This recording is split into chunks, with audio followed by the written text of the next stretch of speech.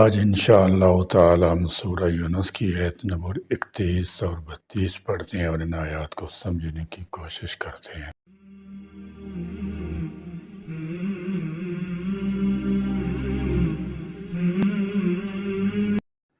اعوذ باللہ من الشیطان الرجیم، بسم اللہ الرحمن الرحیم۔ قل من يرزقكم من السماء والأرض أَمَّن يَمْلِكُ السَّمْعَ وَالْأَبْصَارَ وَمَن يُخْرِجُ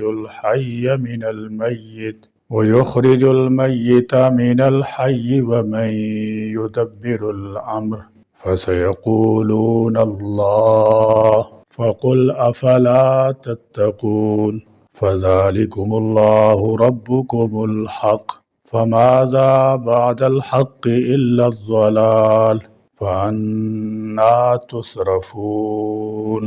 قل کہہ دیجئے، مَن یرزقکم، کون تمہیں رزق دیتا ہے، من السماء، آسمان سے، والارض، اور زمین سے۔ فرمایا قل من یرزقکم من السماء والارض۔ بت پرستوں کی حماقتوں اور ان کا انجام بیان کرنے کے بعد اب یہاں سے بت پرستی کی تردید میں دلائل کا بیان شروع ہوا ہے۔ خلاصہ یہ کہ یہاں چار چیزیں شرک کی تردید اور توحید الہی کی دلیل کے طور پر پیش فرمائی ہیں۔ اول یہ کہ آسمان و زمین سے رزق کون دیتا ہے، آسمان سے بارش برسانے والا اور زمین سے تمہارے کھانے اور ضرورت کی ہر چیز پیدا کر کے تمہیں روزی دینے والا کون ہے۔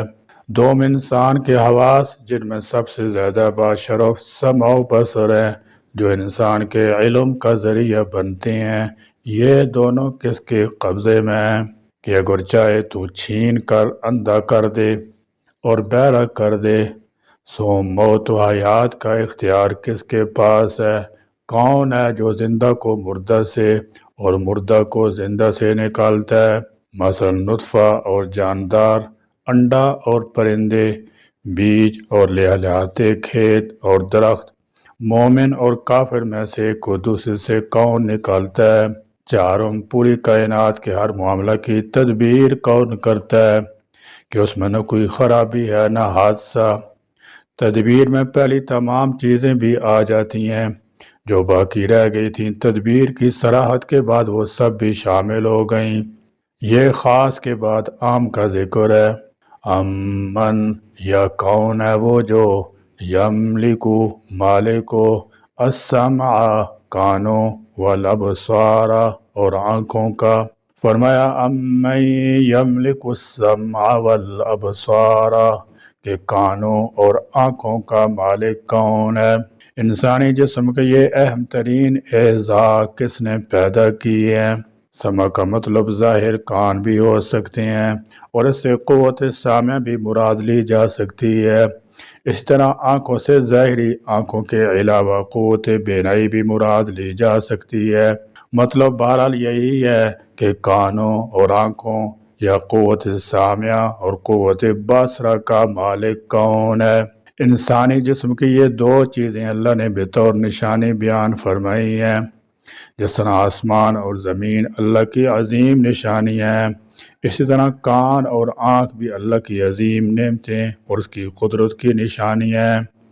فرمایا ان کا مالک کون ہے، ان کا صانع کون ہے، ان میں سماعت اور بصارت کی قوت پیدا کرنے والی کون ذات ہے۔ ومن، اور کون ہے وہ جو یخرجو، نکالتا ہے، الحی، زندہ کو، من المیت، مردہ سے، ویخرجو، اور نکالتا ہے، المیت من الحی، مردہ کو زندہ سے۔ ومن، اور کون ہے وہ جو یدبرو، تدبیر کرتا ہے، الامر، تمام کاموں کی۔ فسیقولون اللہ، تو وہ ضرور کہیں گے اللہ۔ فسیقولون اللہ، یہ سین تاکید کے لیے ہے۔ قرآن مجید اور کلام عرب میں اس کی بہت سی مثالیں موجود ہیں، یعنی یہ مشرک بھی ضرور کہیں گے کہ وہ تو اللہ تعالیٰ ہی ہے۔ فرمایا تم ان سے کہو کہ پھر کیا تم ڈرتے نہیں؟ اس سے معلوم ہوا کہ رسول اللہ صلی اللہ تعالی وسلم کے وقت کے کافر بھی اس بات کے قائل تھے کہ کوئی اللہ کے برابر نہیں اور کوئی اس کا مقابلہ نہیں کر سکتا، مگر بتوں یا بزرگوں کو اس کی جناب اپنا وکیل وسیلہ سمجھ کر مانتے تھے، اس سے کافر ہو گئے۔ سب اب بھی جو کوئی کسی مخلوق کے لیے عالم میں تصرف ثابت کرے اور اپنا وکیل ہی سمجھ کر اس کو مانے، اس پر شرک ثابت ہو جاتا ہے۔ گو اللہ کے برابر نہ سمجھے، اس کے مقابلہ کی طاقت اس کو ثابت نہ کرے۔ مشرکین مکہ ان سب باتوں کے قائل تھے جو اس آیت میں بیان کی گئی ہیں اور جن سے اللہ تعالیٰ جل شانہ کی ربوبیت عامہ ثابت ہوتی ہے اور اس کے مغیر اختیار و اقتدار کا پتہ چلتا ہے۔ چنانچہ ان کے اس عقیدہ کو بنیاد بنا کر ان سے پوچھا جا رہا ہے کہ جب تم یہ سب باتیں مانتے ہو کہ خالق کائنات، مالک الملک، رب مطلق اور الاطلاق متصرف صرف اللہ تعالیٰ ہے، تو پھر ڈرنا بھی اس سے چاہیے اور عبادت بھی اسی کی کرنی چاہیے۔ گویا توحید فی الربوبیت کی بنیاد پر شرک فی الالوہیت کی تردید پر دلیل پیش کی جا رہی ہے۔ اس آیت سے بھی یہ بھی واضح ہے کہ مشرکین اللہ تعالیٰ کی مالکیت، خالقیت، ربوبیت اور اس کے مدبر الامور ہونے کو تسلیم کرتے تھے، لیکن اس کے باوجود چونکہ وہ اس کی الوہیت میں دوسروں کو شریک ٹھہراتے تھے، اس لیے اللہ تعالیٰ انہیں جہنم کا ایندھن قرار دے دیا۔ آج کل کے مدعان ایمان بھی اس توحید الوہیت کے منکر ہیں۔ فَتَشَابَهَتْ قُلُوبُهُمْ هَدَاهُمُ اللَّهُ تَعَالَى فَقُلْ تو کہہ دیجئے افلا کیا پھر نہیں تتقون تم ڈرتے اللہ سے۔ اللہ تعالیٰ نے انسان کو بہت سے اعزاز عطا فرمائے ہیں، ان میں سے بعض ایک ایک ہیں اور بعض دو دو۔ انسانی جسم کے لیے جن اعزاز سے زیادہ کام لینا مقصود ہے ان کو دو دو کی تعداد میں پیدا کیا گیا ہے، اور جن اعزاز سے نسبتاً کم کام مطلوب ہے ان کی تعداد ایک ایک ہے۔ مثلا ہاتھ اور پاؤں سے زیادہ کام لیا جاتا ہے، اس لیے یہ دو دو ہیں۔ کان اور آنکھیں بھی انسان کے لیے نسبتاً زیادہ خدمت پر معمور ہیں، لہذا ان کی تعداد بھی دو دو ہے۔ برخلاف اس کے اللہ نے انسان کو زبان صرف ایک عطا کی ہے، جس سے یہ اشارہ ملتا ہے کہ انسان کو سننے اور دیکھنے کی نسبت بولنا کم چاہیے۔ زیادہ بولنا اکثر باعث وبال ہوتا ہے۔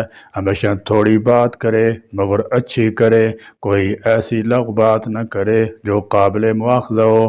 بہرحال دریافت یہ کیا گیا ہے کہ کان اور آنکھ جیسی عظیم نعمتیں کس نے پیدا کی ہیں؟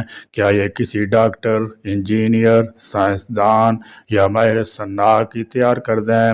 اور پھر ان میں قوت سماعت اور قوت بصارت کس نے پیدا کی ہے؟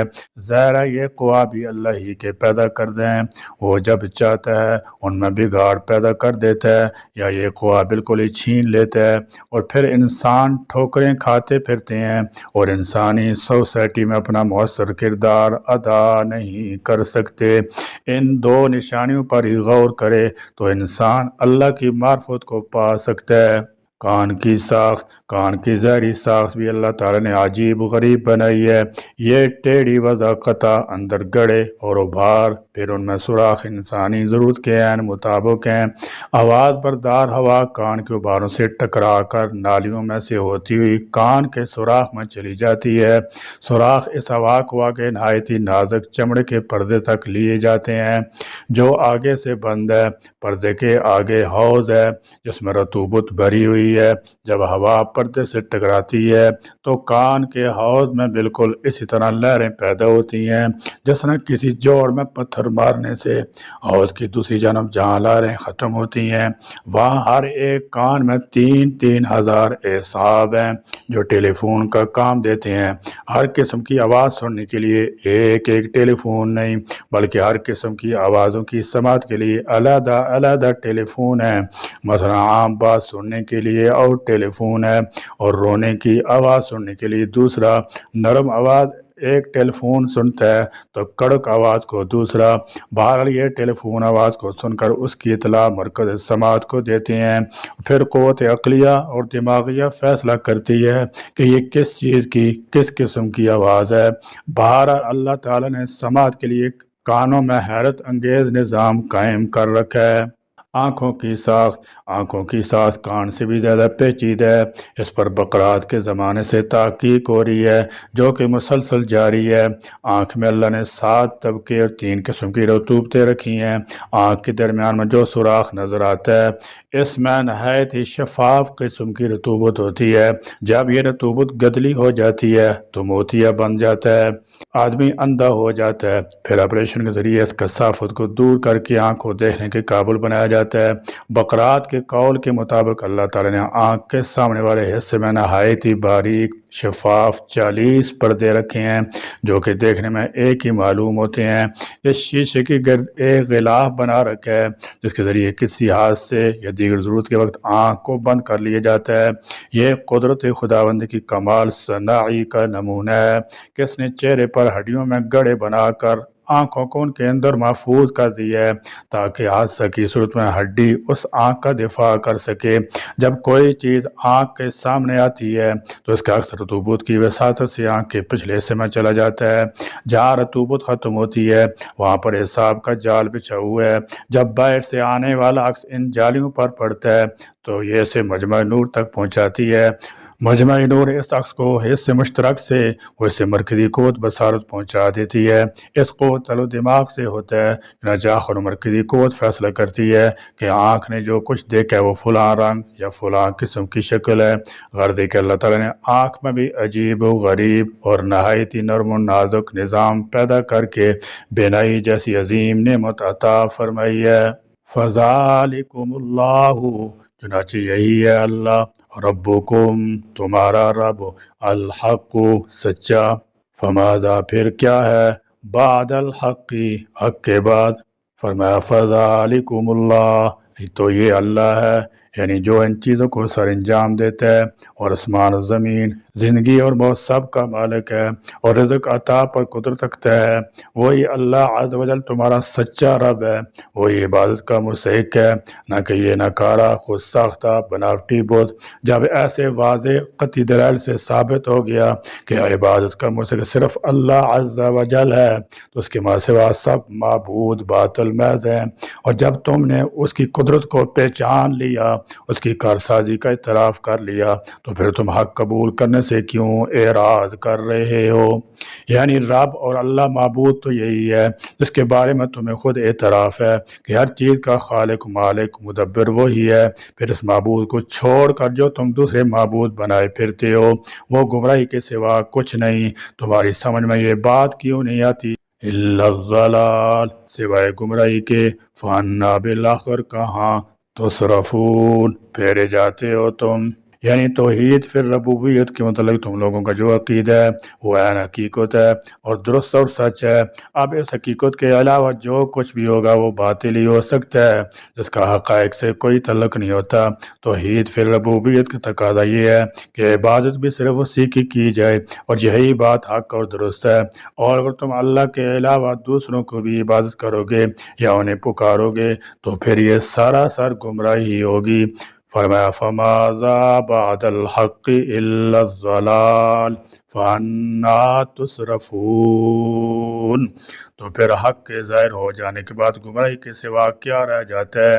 کفر اور شرک تو سراسر گمراہی ہے، اور اللہ کی وحدانیت کو پس پش ڈال دو گے تو باقی صرف گمراہی رہ جائے گی۔